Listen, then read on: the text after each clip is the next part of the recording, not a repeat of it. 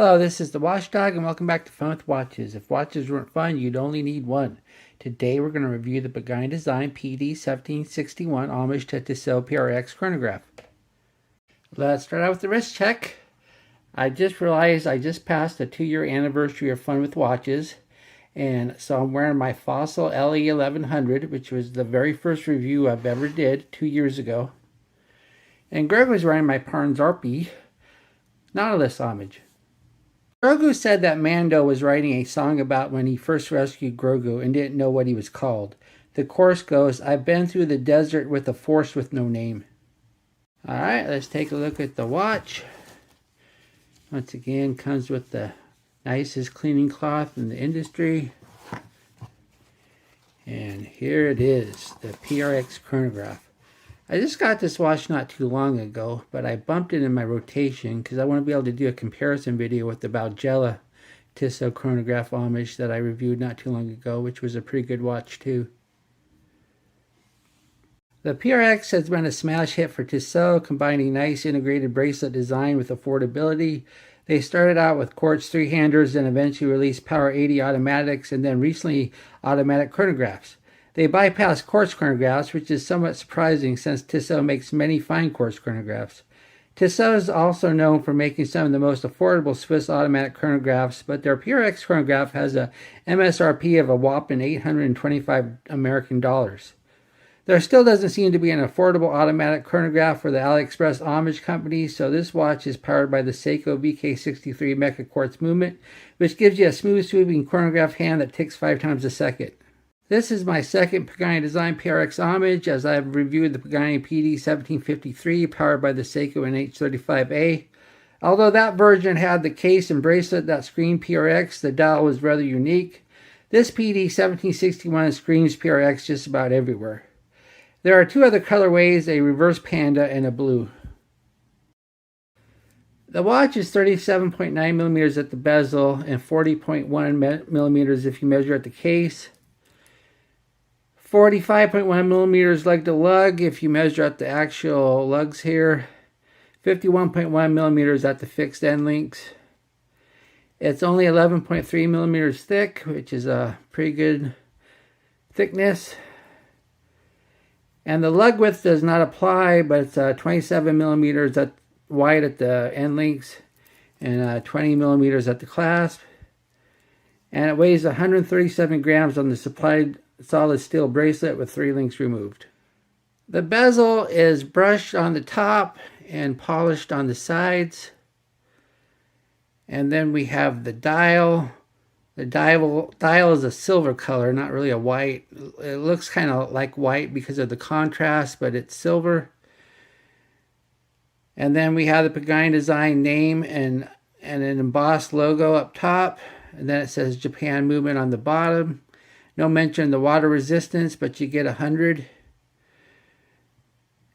And then we have the baton indices with short indices where the subdials are. And these indices are all loomed. And then we have the stick hands. And then we have the chronograph second hand. And there's no arrow tip on it. And then we have a running second hand on the bottom subdial. And there is no date at the 430, even though the movement supports a date. Plus the Tissot PRX that this is homaging does have a date. So it's kind of surprising that they left the date out, because usually Pagani Desing always has a date. So that's quite a surprise. I'm not sure if I like that, because especially since the original watch has the date. Then, this being a chronograph, we have the 3 subdials. The right subdial is a 24-hour indicator. Never been a fan of that. I think it's a waste of a subdial. Then the bottom subdial is the ticking second hand. And then the left subdial is the minute counter of the chronograph. So you can do a full hour of chronograph. Then we have a signed crown. It's a screw down. And once again, you get 100 meters water resistance. The pushers, though, because of the design, there's no way they could do a lock on the pushers. So they are not screw down. But this This is like the Tissot though, so I'm glad they did it this way. Then this being a Mecha Quartz, the top pusher starts the second hand and stops it, and the bottom pusher resets it. And this being a Mecha Quartz, you get an instant snap back rather than a fast rewind. Then the crystal is a sapphire and it's flat, and I think it does a good job not reflecting. You can see through the crystal just fine. I like it. Then the case is really nice. It's brushed up top on the sides, and then it has a chamfered polished edge right here. It's a really nice case. I think the case is one of the best features of this watch. Then we have a screw down case back, because once again you get 100 meters water resistance. Nothing fancy, just has the Pagani Design name and logo, then the model number. Then it says stainless steel, water resistant, 100 meters. And once again, it's a screw down, and it's not a coin edge, so you can open it with just your basic tools. The movement is, of course, the Seiko VK63 Mecha Quartz. This is the go-to movement that Pagani Design uses for its panda-style chronographs. The best feature of it is that you have the smooth sweeping second hand that I already showed you. A lot of quartz watches, the second hand will just tick once a second, and sometimes they'll have a sub-second counter and a sub-dial. So VK63 is usually a pretty good choice for this type of chronograph. Then the bracelet is your PRX style. This is basically the same bracelet on the other Pagani Design I reviewed.